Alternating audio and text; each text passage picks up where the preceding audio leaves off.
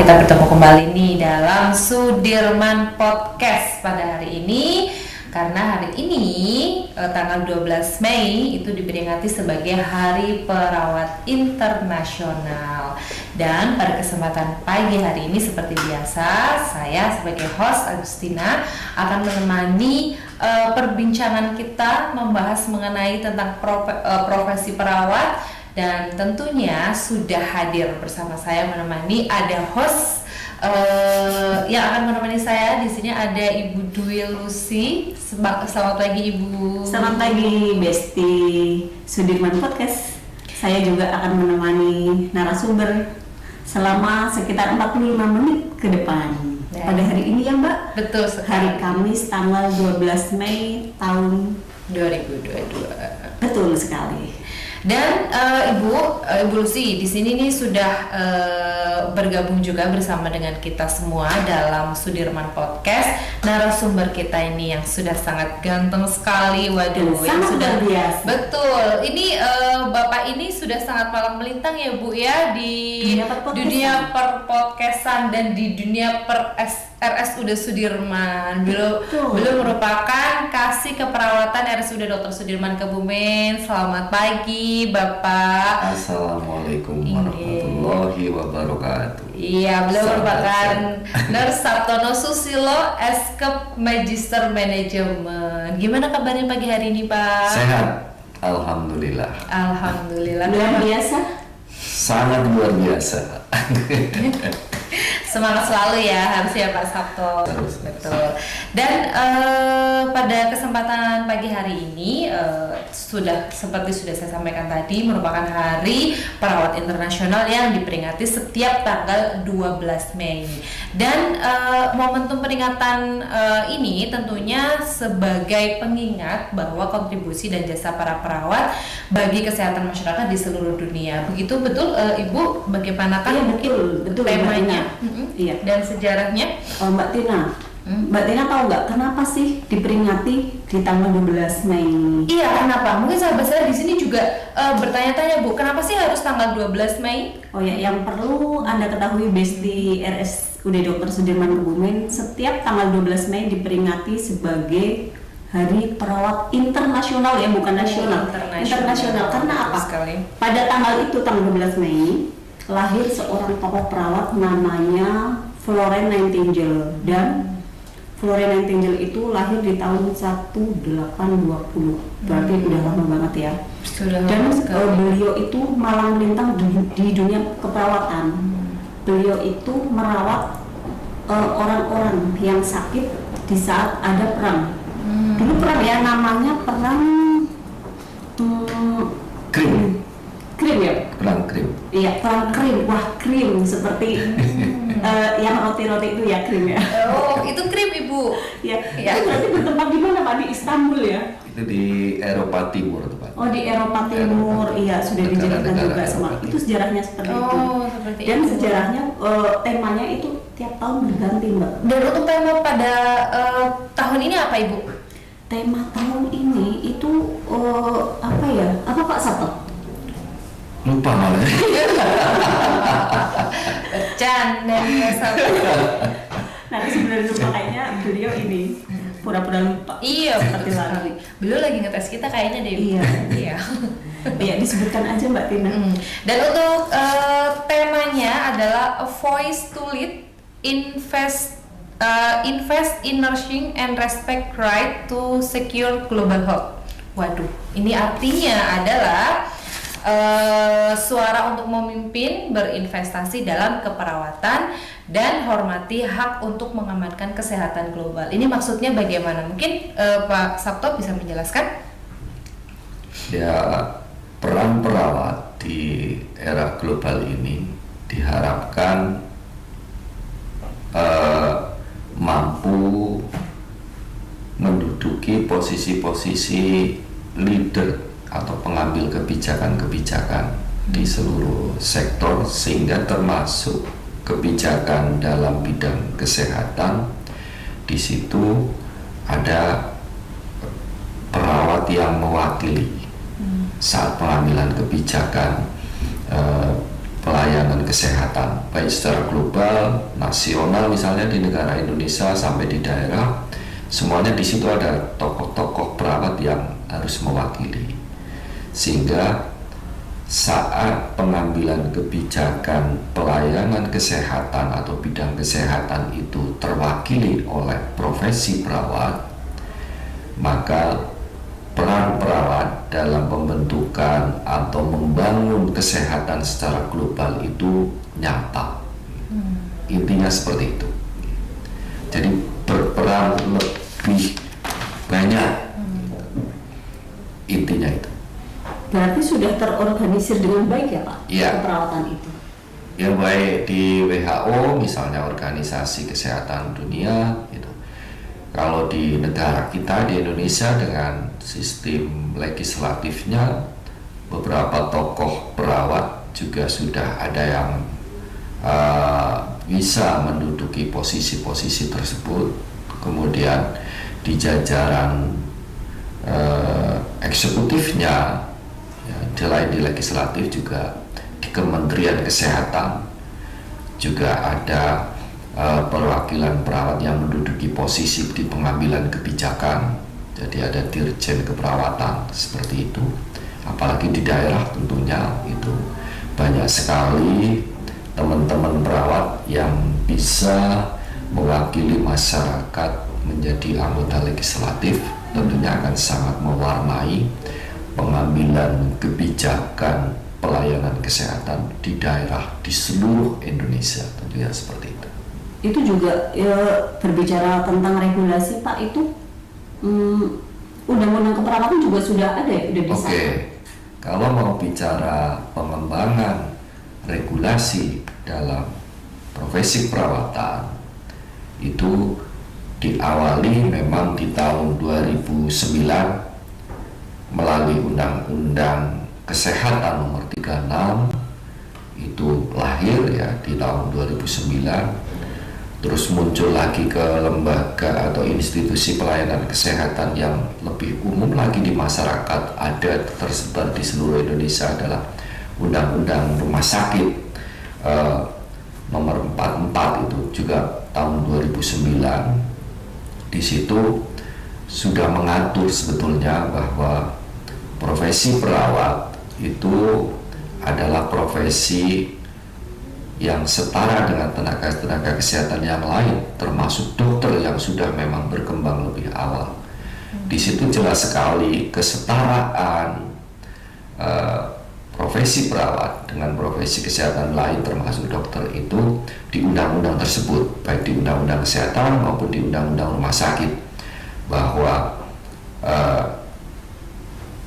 batang tubuh keilmuannya, peran, fungsi, tanggung jawab dalam pelayanan kesehatannya itu diatur tersendiri, ya, diatur tersendiri. Ada kode etiknya, ada standar pelayanannya, ada standar profesinya, semuanya diatur melalui Undang-Undang Kesehatan maupun melalui Undang-Undang Rumah Sakit. Jadi di situ jelas tidak ada istilah yang dulu itu perawat adalah pembantu dokter, itu tidak.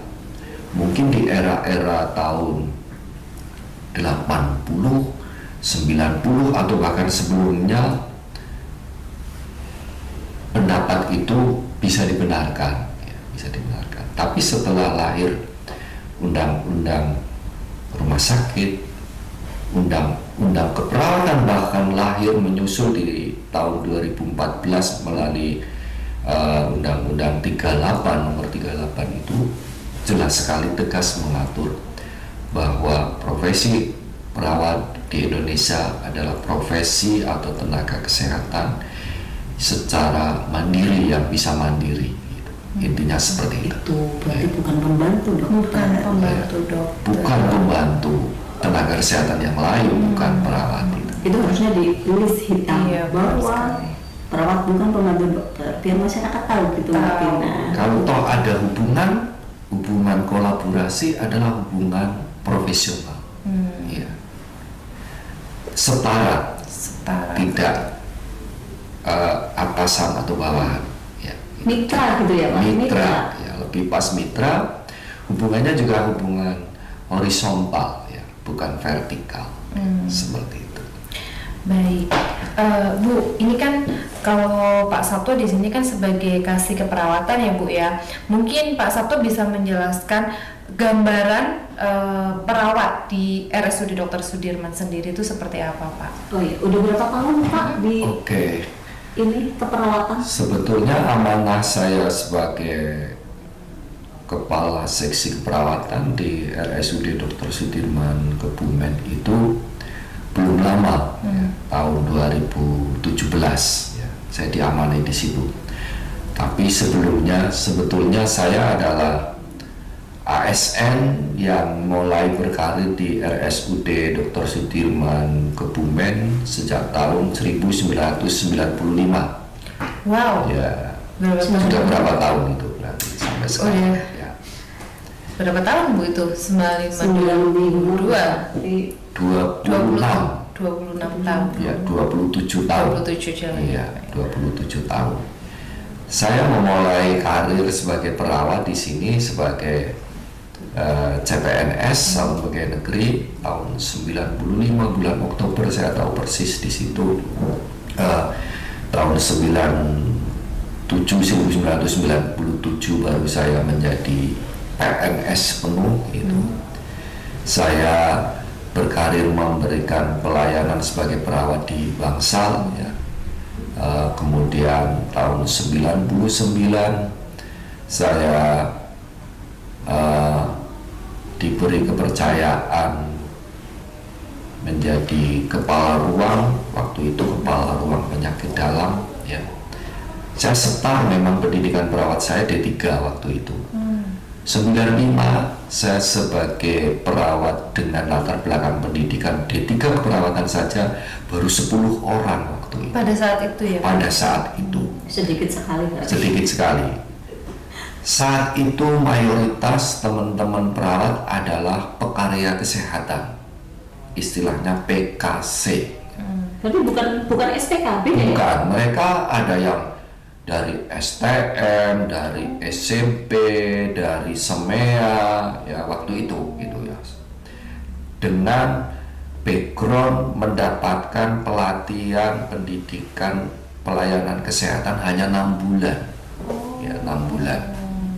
Terus mereka memberikan pelayanan sebagai pekarya kesehatan C, atau dulu lebih dibilang sebagai asisten perawat atau pembantu perawat ya. Perawat saat itu mayoritas setara dengan pendidikan SLTA yang namanya SPK atau SPR, Sekolah Pengatur Rawat. Kalau SPK Sekolah Perawat Kesehatan kan, seperti itu. D3 waktu itu barang langka waktu zaman saya. Makanya saya hanya berkarir di PNS 4 tahun saja sudah jadi kepala ruang ya.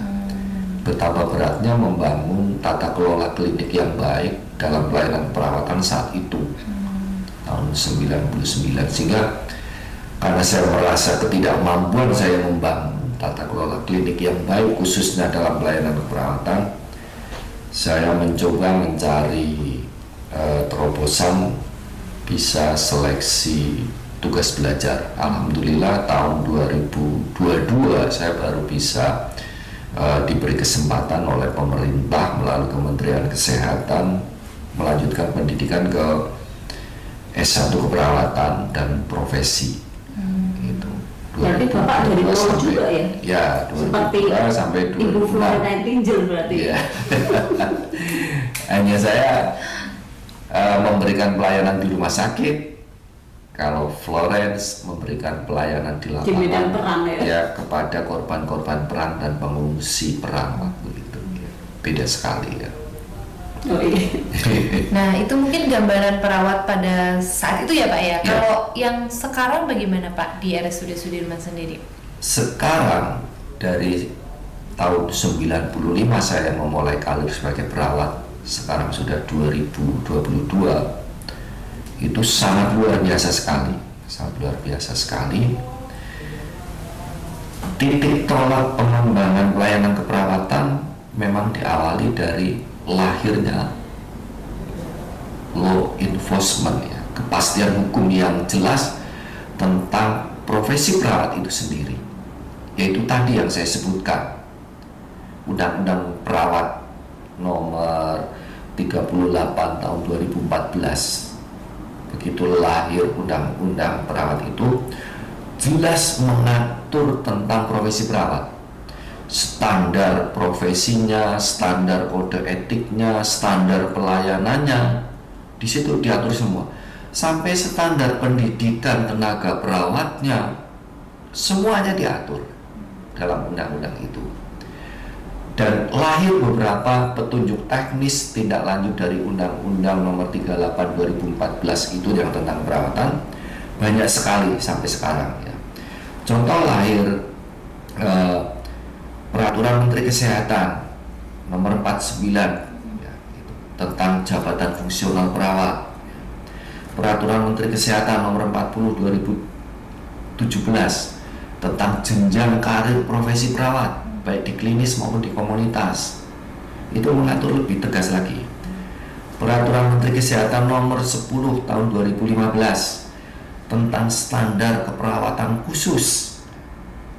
Jadi tegas sekali, dengan penegakan hukum itu lebih tegas lagi. Pengembangan perawat diawali dari regulasi lebih jelas, terstruktur kalau menurut saya, terprogram. Bagaimana menyelenggarakan pendidikan keperawatan yang sesuai standar, bagaimana meningkatkan profesionalisme perawat setelah perawat itu bekerja di institusi pelayanan kesehatan, baik di klinis maupun di komunitas. Jadi jelas sekali bagaimana pengembangan jenjang karir keperawatan. Ada perawat klinik 1, 2, 3, 4, bahkan sampai 5. Perawat klinik pelaksana sampai perawat klinik 5 itu adalah riset, ya, perawat riset, ya, peneliti, ya, itu luar biasa sekali. Masing-masing ada kompetensi yang harus dimiliki oleh perawat setiap jenjangnya. Perawat klinik 1, 2, 3, 4, 5. Sehingga silahkan teman-teman perawat berkarir, tentunya dengan mengembangkan kompetensi sesuai dengan kualifikasi jenjang itu masing-masing. Jadi sangat luar biasa.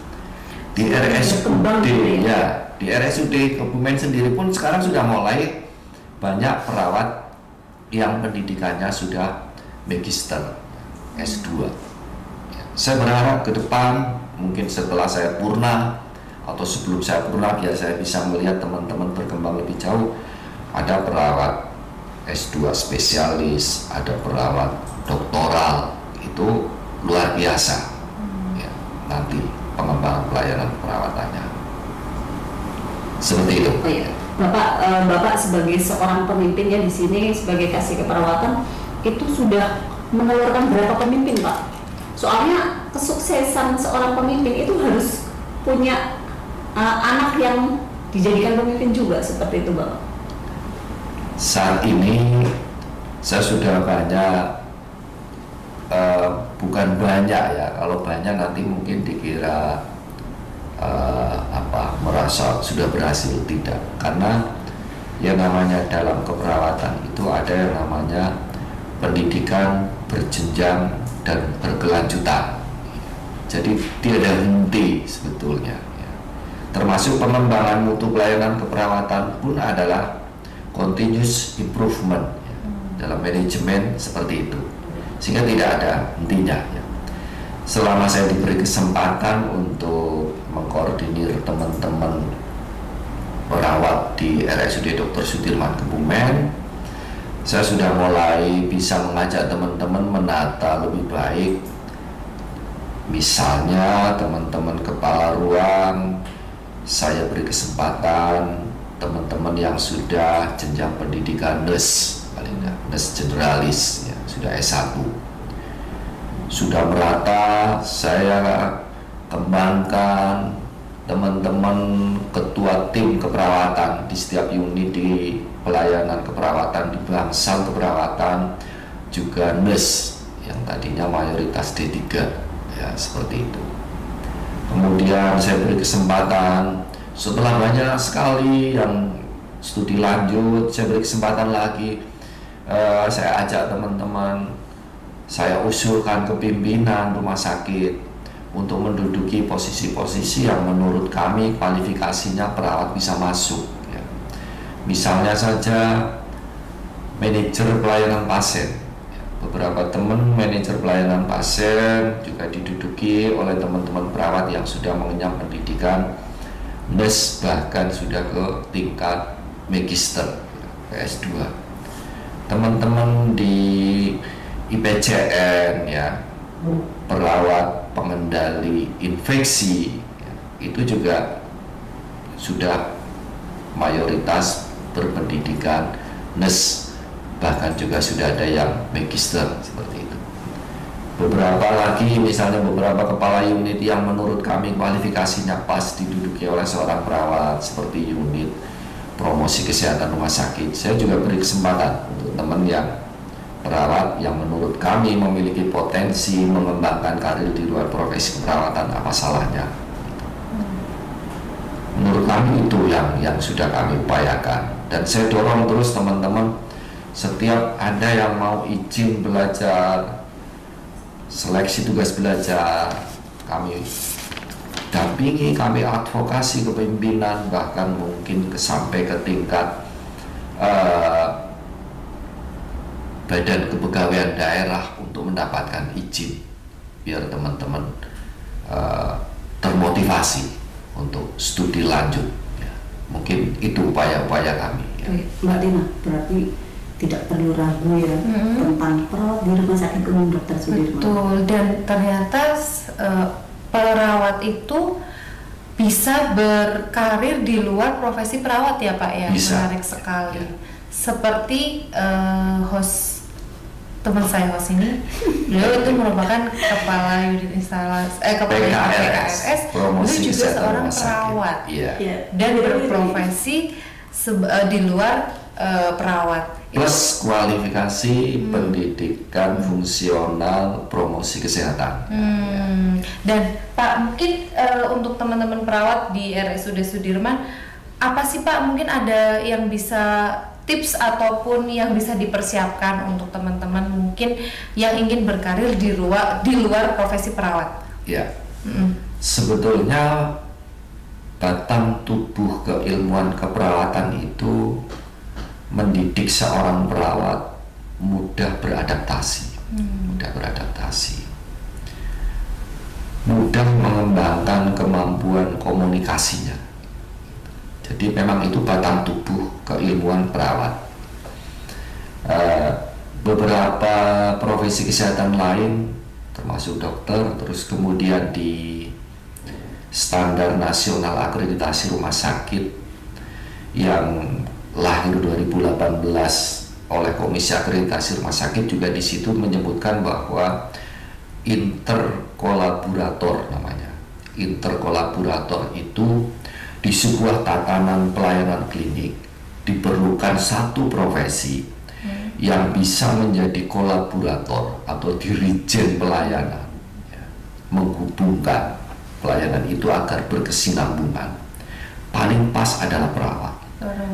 Ini Dr. Nicolo Menta ya, sendiri yang menyampaikan, dan beberapa penelitian di Amerika, di Australia, di Inggris, di Eropa juga menyebutkan bahwa memang profesi perawat sangat pas ditunjuk sebagai interkolaborator dalam menyatukan persepsi pelayanan di klinis antara profesional pemberi asuhan yang ada ya. Ada dokter, ada perawat, ada ahli gizi, ada apoteker ya, ada fisioterapis ya, ada psikolog.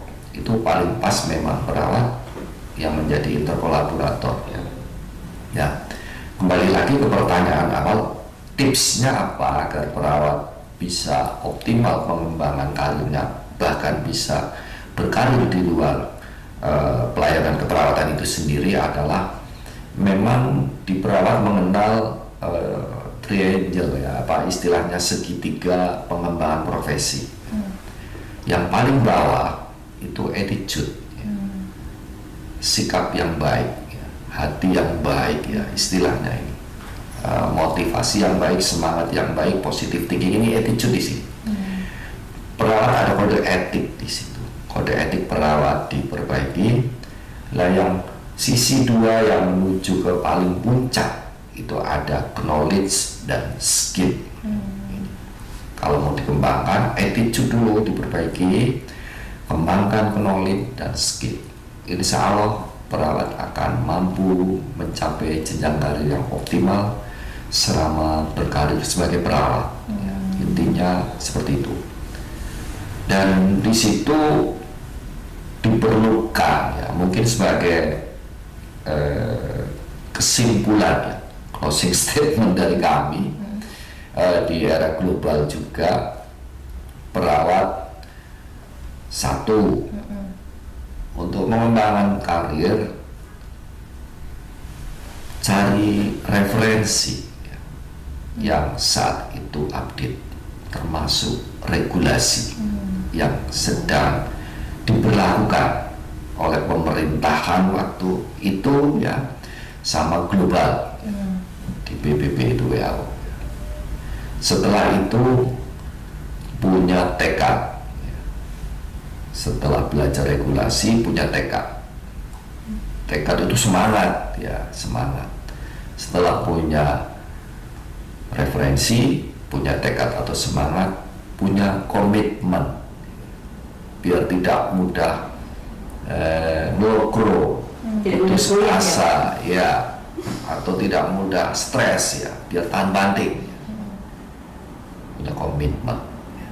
Setelah itu ya terus berkelanjutan plus sabar ya tentunya. Mungkin itu ya. Finansial juga Mbak Tina. Itu ya Pak.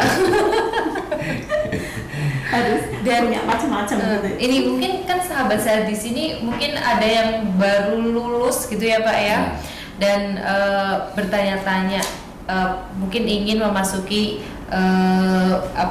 kuliah untuk keperawatan. Iya. Nah, bagaimana sih Pak? Apakah profesi perawat juga menjanjikan? Waduh, bagaimana Pak menurut Pak Sabto? Menurut kami bukan hanya menjanjikan, sangat menjanjikan. Sangat menjanjikan. Sangat menjanjikan. Di era 4.0 ya, global digital saat ini, profesi perawat tidak bisa digantikan oleh robot. Ya. Regulasi atau referensi manapun, perbandingan jumlah pasien dengan kebutuhan perawat di sebuah pelayanan klinis itu selalu banyak. Kenapa saya katakan banyak? Perawat memberikan pelayanan 24 jam tiada henti. Secara logika sederhana saja, ada yang memberikan pelayanan pagi, ada yang memberikan pelayanan sore, ada yang memberikan pelayanan malam, dan setiap hari juga ada yang harus libur dong. Iya, betul. Berarti kan paling tidak 4 tim profesi perawat. Ini juga sudah menunjukkan kuantitas yang banyak kebutuhan perawat. Ya. Sentuhan perawat dengan sentuhan robot pun beda. Ya. Tak tergantikan ya. Tidak tergantikan oleh mesin kalau menurut saya. Bisa mungkin dikurangi dengan catatan keperawatan yang pakai rekam medis misalnya. Tapi itu mengurangi sedikit sekali menurut kami.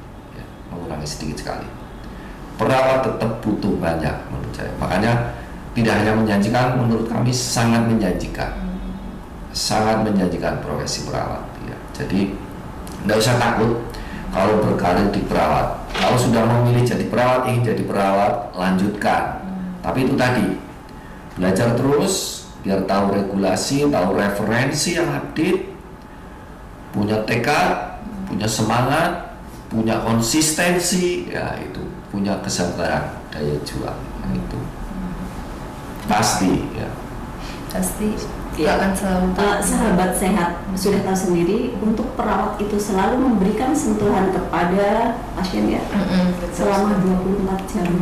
Ya. Jadi lebih pasangan. Kalau pasangan kita nggak banyak tuh 24 jam loh. Paling berapa sentuhan berapa jam terus off gitu ya. Tapi kalau perawat 24 jam. luar biasa sekali ya Bu ya pastinya. Dan kemudian dalam rangka Hari Perawat Internasional ini mungkin Pak Sabto, apa sih harapannya ke depan buat PPNI ataupun perawat di Indonesia dan khususnya di RSUD Sudirman Kebumen itu sendiri?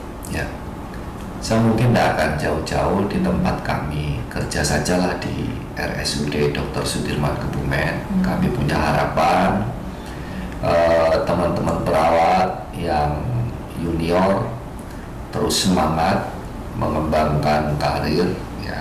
Tadi sudah saya sampaikan clue-nya untuk mengembangkan karir yang optimal itu bangun tata kelola klinik pelayanan keperawatan yang lebih baik dengan membangun profesionalisme perawat yang lebih baik tentunya. Kalau bicara profesionalisme tentunya peningkatan kompetensi perawat yang optimal. Sehingga nanti di samping tata kelola klinik pelayanan keperawatan di RSUD Dr. Sudirman lebih baik, mutu pelayanan keperawatan di RSUD Dr. Sudirman juga akan lebih baik tentunya, bermutu, memenuhi harapan pelanggan tentunya seperti itu. Ya, setelah itu pada akhirnya harapan kami khusus untuk pelayanan keperawatan dan secara umum pelayanan kesehatan yang diberikan oleh RSUD Dr. Sudirman Kebumen jauh lebih bermanfaat, lebih berkah bagi masyarakat Kebumen, mungkin di luar Kebumen dan sekitarnya, yang memberi kepercayaan kepada RSUD Dr. Sudirman Kebumen sebagai choice atau pilihan rujukan bila membutuhkan pelayanan kesehatan. Karena sudah beberapa pelanggan berdasarkan hasil survei di rekam medis, ada yang dari Wonosobo, ada yang dari Cilacap, ada yang dari Purworejo, ya, percaya pada RSUD Dr. Sudirman Kebumen. Wah, luar biasa sekali ya Bu ya. Iya. Jadi perawat RSUD Dr. Sudirman ternyata sangat profesional dan sudah banyak testimoni juga dari masyarakat yang mempercayakan sepenuh hati kepada pelayanan khususnya untuk perawat di RSUD Dr. Sudirman Kebumen. Ini sangat luar biasa sekali ya Bu Terus ya. ngomong-ngomong juga begini Mbak Tina, ternyata itu di RSUD Dr. Sudirman perawatnya itu misalnya di keperawatan anak yang merawat di bangsal anak, terus di klinik anak itu sudah beranak pelatihan. Jadi pengembangan potensinya udah pengembangan kompetensinya itu udah luar biasa. Berarti sudah tidak perlu ragu lagi ya Bu ya. Ini belum diketahui oleh masyarakat banyak. Mereka sudah pasti kompeten di bidangnya Sudah ya Bu ya. Dilatih, basic, perlu latihan Nah. untuk merawat Anda semua. Jadi sudah tidak perlu khawatir lagi ya Bu ya. Iya. Betul sekali. Nah kemudian mungkin dari Ibu yang seorang perawat yang bekerja di luar profesi perawat, ada beberapa ini Bu mungkin bisa sharing pengalaman sedikit. Wah ini berarti Di RSUD Dr. Sudirman. Oh iya boleh. Biar lebih ini Bu. Ini ya nanti mungkin ada fee-nya juga ya Bu ya, host merakamnya langsung. double fee berarti. Bagaimana Bu? Oh ya, saya di sini sebagai host saya itu lulus sekolah keperawatan dari D3 keperawatan itu tahun 2002. Setelah itu tahun 2003 ada tes CPNS umum. Kebetulan saya mengikuti. Alhamdulillah rezeki saya Allah itu meloloskan saya untuk CPNS itu. Setelah 2 tahun diangkat sebagai PNS. Di situ Oh ya Pak Sabto, saya tuh pernah mengalami loh ngepel. Oh iya, Iya, perawat dulu seperti itu tahun 2003. begitu ya memang gambarannya Bu, Iya. ya. Iya. Dari zaman Dulu Heeh. banyak pekerjaan-pekerjaan non keperawatan yang masih dipegang oleh tenaga keperawatan. Karena memang belum ada kayak profesi cleaning service atau apa gitu ya Pak? Atau Ada, gimana? Pak. Memang tenaganya terbatas, pengembangan profesi keperawatan juga belum semaju saat ini. Dianggap itu juga salah satu kompetensi yang harus dimiliki atau tanggung jawab perawat. Ya. Pada akhirnya pekerjaan-pekerjaan yang non keperawatan mulai dipilah, dipegang oleh tenaga lain, sehingga perawat lebih fokus kepada pelayanan ke pasien, caringnya, care ke pasien. Oh berarti sempat itu Iya, ya Bu ya? seperti itu. Terus berjalan dengan waktu, lambat laun itu tertata gitu. Tertata, dan tadi juga Pak Sabto menyampaikan bahwa kita harus punya tekad yang bulat, punya semangat. Jadi di tahun 2018 saya mencoba untuk menggeluti dunia baru di bidang promosi kesehatan, dan ternyata sangat mengasihkan gitu. Berarti nggak ada penyesalan ya Bu ya? Oh, tidak ada penyesalan. Tidak ada penyesalan. Berarti kan di sini sudah buktikan ya Bu kalau perawat itu fleksibel. Iya. Multi talenta mungkin ya Bu ya bahasa Iya. gaulnya kalau sekarang.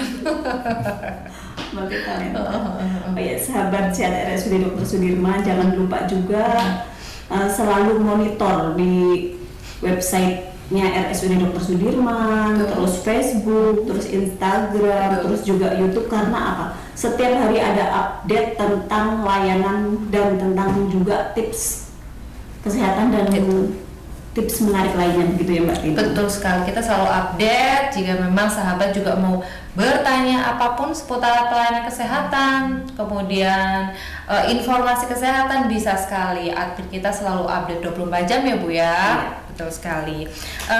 Mungkin ada dari Pak Sabto, mungkin ada pesan untuk perawat-perawat kita semua agar tetap semangat, dan bagaimanakah Pak mungkin yang harus di kita apa ya, kita selalu jaga semangat ini.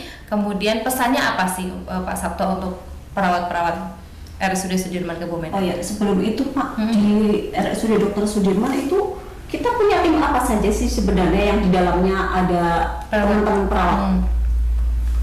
Ya, hampir seluruh struktur tata kelola di rumah sakit ada profesi perawatnya. Iya. Contoh di tim akreditasi seluruh Pokja juga ada profesi perawatnya, karena memang keterlibatan. Kemudian di tim penanganan komplain di samping tim akreditasi, terus di tim misalnya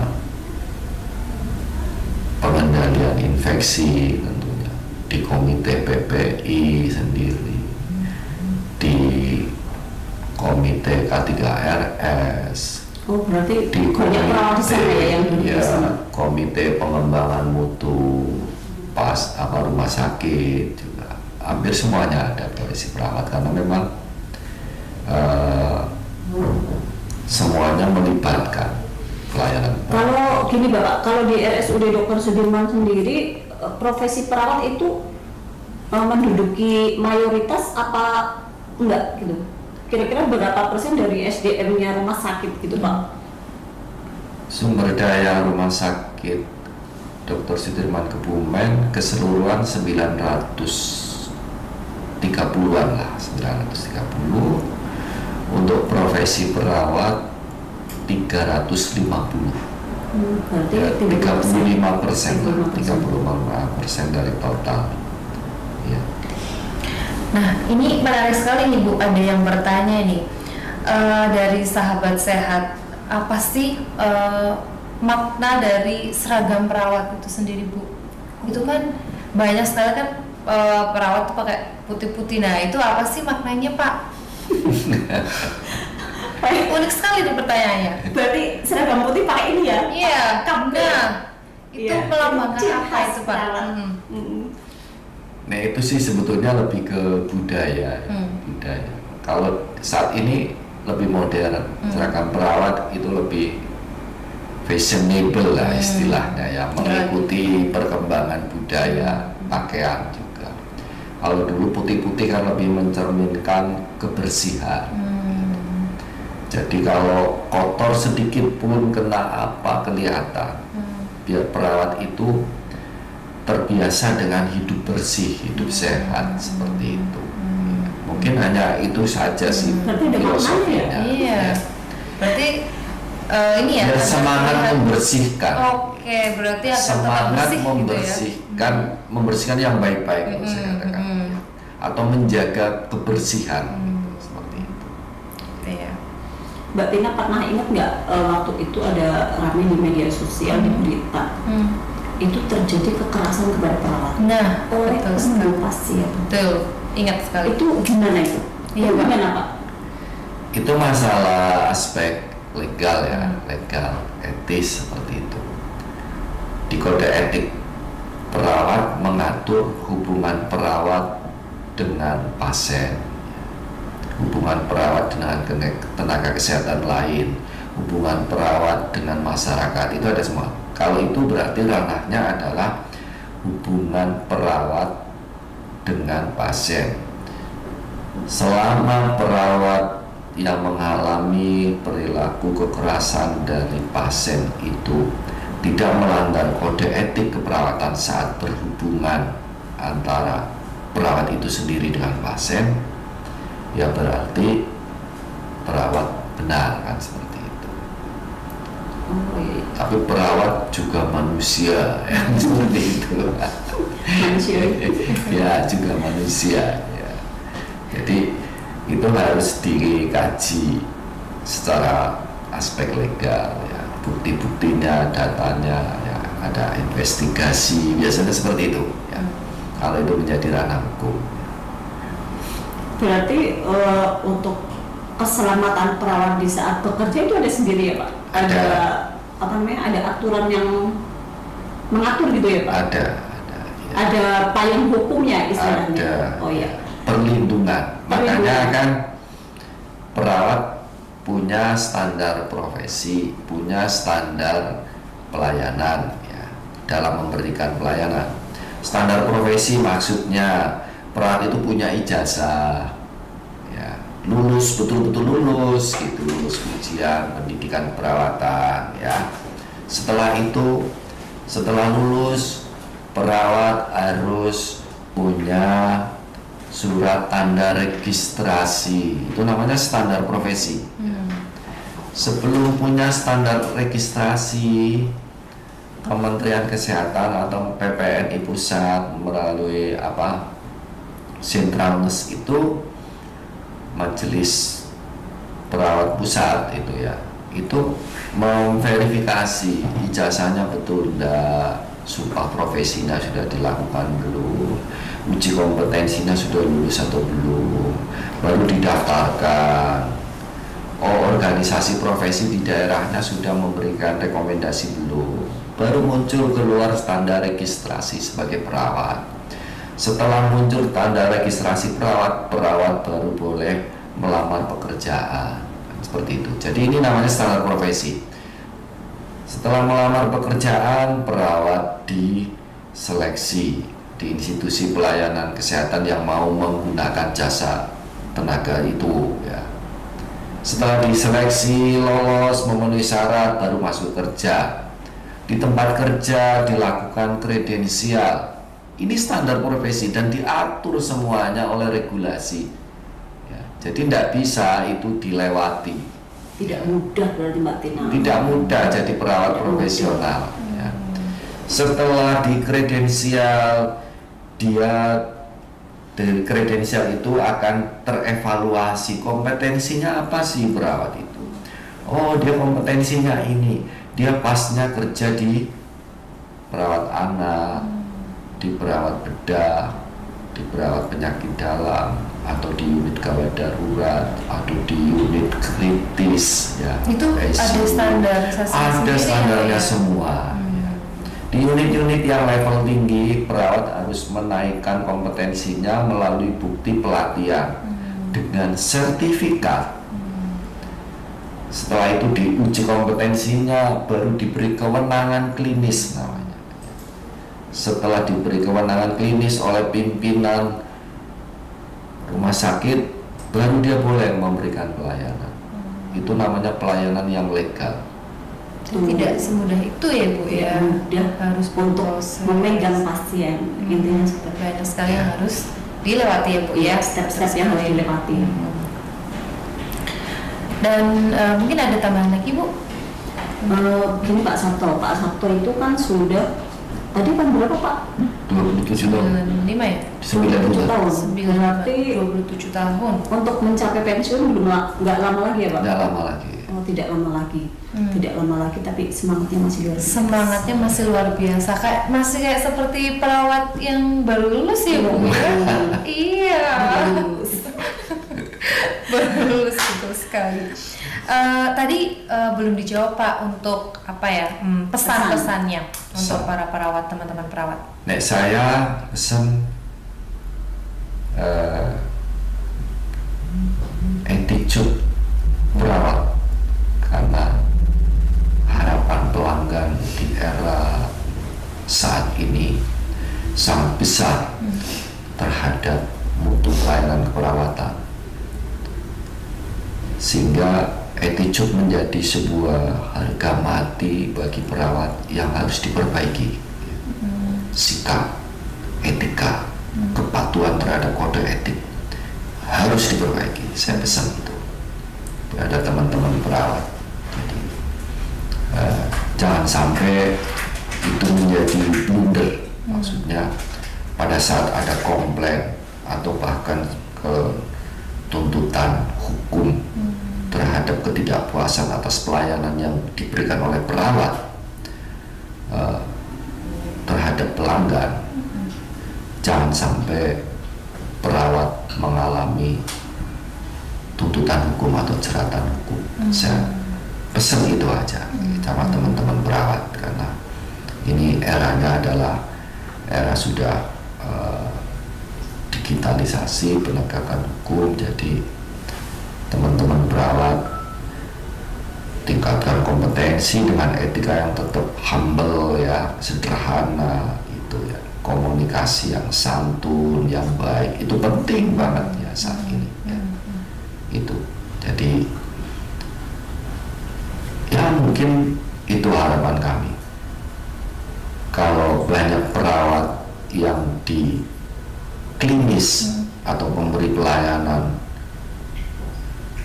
bisa menjadi role model, saya katakan role model yang memiliki attitude yang baik, sehingga perawat-perawat muda yang baru masuk untuk mendapatkan contoh baik itu mudah. Termasuk calon-calon perawat yang praktek klinik melihat contoh perawat yang baik itu juga mudah. Jadi memang harus dilahirkan, dibangun banyak perawat yang memiliki attitude baik. Kalau bisa semuanya malah, tapi kan tidak mungkin ya. Tapi saya berharap banyak perawat yang berattitude baik ya, seperti itu. Sehingga profesi perawat akan semakin dihargai oleh pelanggan, oleh profesi kesehatan lain, lebih manfaat, lebih berkah tentunya hasil yang didapatkan dari profesi perawat itu sendiri. Luar biasa sekali ya Bu ya perbincangan kita pada pagi hari ini dalam rangka Hari Perawat Internasional yang diperingati setiap tanggal 12 Mei. Ada tambahan Ibu? Oh ya Mbak Tina, itu perawat di Kebumen khususnya itu juga banyak yang sukses loh. Oh iya ya Bu ya. Nah mereka itu bisa sebagai owner klinik. Oh, Itu perawat. pengembangan profesi perawat sangat luar biasa sekali ya di Kebumen saja. Jadi banyak sekali tidak proses. tidak cuma mati bekerja di rumah sakit merawat pasien itu enggak, jadi bisa berkembang di luar. Oh, jadi profesi perawat sangat tadi multi talenta ya Bu ya. Betul sekali. Sangat fleksibel Klinik sekali. itu sudah beberapa. Jadi kita senang melihatnya. Makanya para orang tua jangan ragu lagi untuk menyekolahkan anaknya di sekolah keperawatan. Begitu ya Pak? Jika memang berminat untuk tapi itu berminat jangan dipaksa. Harus didukung ya Bu ya. Ini orang tuanya yang ingin, yang pengen anaknya jadi itu jangan, tapi harus anaknya yang muncul keinginan untuk menjadi perawat. Nah, jika itu muncul sebagai orang tua harus mendukungnya ya Bu ya, karena sudah dijelaskan tadi oleh narasumber kita, oleh host yang berprofesi sebagai perawat dan melamar buana di pekerjaan di luar perawat itu, bahwa profesi perawat itu satu sangat mulia yang pastinya, yang kedua adalah multi talenta, dan yang ketiga tadi Pak Sabto juga menyampaikan sangat-sangat menjanjikan, tidak tergantikan sentuhan perawat itu ya Bu. Tidak ya. bisa terganti dengan robot. Wah, seru sekali perbincangan kita sahabat sehat pada Sudirman Podcast hari ini. Tentunya sudah tidak ada teman lagi Bu. Oh ya, ini kan kayak gini Mbak Tina, pemerintah kan belum mencabut status pandemi. Jadi dimanapun kita tetap harus menerapkan protokol kesehatan. Jadi dengan jaga jarak. Kita di sini tidak bermasker ya. Kita sudah jaga jarak. Selain itu juga sudah vaksin. Pak Sabto sudah vaksin lengkap booster. Mbak Tina sudah lengkap. Saya alhamdulillah sudah lengkap. Selain itu juga tadi sudah menjalani rapid antigen sebelum memasuki ruangan ini. Jadi aman untuk kita tidak bermasker ya Bu ya. Seperti itu ya sahabat sehat RSUD Dr. Sudirman. Oke, untuk sahabat juga jangan lupa selalu ikuti akun resmi sosial media kami baik di Facebook, Instagram ataupun di YouTube dan website RSUD Dr. Sudirman untuk mendapatkan update informasi seputar pelayanan dan informasi kesehatan lainnya. Ditarik garis kesimpulan dari podcast pada pagi hari ini bahwa seorang profesi perawat itu memang citra perawat itu citra perawat kita dalam masyarakat itu harus diperbaiki. Kita sebagai masyarakat bahwa perawat itu bukanlah seorang pembantu dokter, perawat itu adalah mitra kerja tenaga kesehatan lainnya seperti dokter, apoteker, ahli gizi, radiografer dan lain sebagainya. Dan perawat ini juga merupakan profesi yang memang patut dihargai karena perawat merupakan salah satu profesi yang sangat mulia. Itu perbincangan Sudirman Podcast pada pagi hari ini. Kami juga mengucapkan terima kasih kepada narasumber Bapak Nurse Sabtono Susilo SK Magister Manajemen yang merupakan kasih keperawatan RSUD Dr. Sudirman Kebumen untuk waktunya. Terima kasih Pak. Terima kasih. Mungkin sama-sama. kita bisa berbincang lagi di lain podcast Kesempatan, nanti ya dengan iya. tema-tema yang lebih menarik lainnya. Jadi selalu stay tune terus di akun resmi sosial media kami ya nggak Bu? Iya betul sekali. Ya kita tutup ya Bu ya untuk podcast kita hari sampaikan ini. ini tawaran layanan-layanan yang baru dulu Mbak Tina. Oh iya, ada layanan apa aja, Bu? Sahabat sehat ada yang belum mengetahui. Di RSUD Dr. Sudirman itu akan segera dibuka klinik neonatologi. Apa itu Bu? Klinik neonatologi itu yang berawal dari basicnya dokter spesialis anak yang sudah bersekolah lagi. Jadi subspesialis itu menangani pasien-pasien yang baru, yang neonatus gitu, yang baru lahir gitu ya. Seperti itu. Oh itu akan segera dibuka dan kapannya tentu nanti kita akan informasikan di sosial media kami ya Bu ya. Kemudian untuk RSUD Dr. Sudirman untuk saat ini juga masih melayani rapid antigen 24 jam ya Bu. Layanan lainnya kami juga masih ada layanan antaran obat untuk pasien poliklinik. Kemudian layanan lainnya fast track kita juga ada untuk layanan fast track khusus bagi pasien-pasien dengan gangguan mobilitas ya Bu ya. Usianya lebih dari 70 tahun. Itu nanti ada layanan fast track, terutama mereka itu memiliki layanan yang tidak perlu mengantri ya Bu ya.